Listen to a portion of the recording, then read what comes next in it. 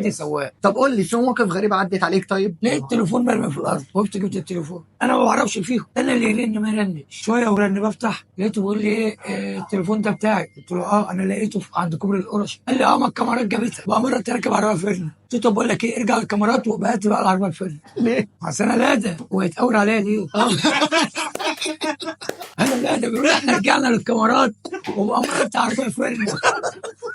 ارجع بقى للكاميرات وخلي الفرن يجيبهولك. حب يعمل عليك الدخله اللي هو انا قفشناك. قلت له بقول لك يا باشا انا رايح الاستاد وهرجع، خد رقم تليفوني اهو. قلت له وانا راجع تحضر لي 200 جنيه. حلاوه التليفون يعني. وما كنتش اخد منه حاجه، انما لما تقاور وقال لي احنا رجعنا للكاميرات وجبنا العربيه، قلت له برجع بقى وبعدين في حته ما فيهاش كاميرات. اه والله انا لقيت التليفون مرمي مشكورا يعني. انت عملت ايه لما قابلته؟ لقيته محضر 200 جنيه. قلت له اتفضل يا باشا، تليفونك سليمه. بس موقف محترم انك رجعت التليفون. الحمد لله الحمد لله، ده 100 تليفون ورجعه. يلا بينا. من ابو كام ده بقى؟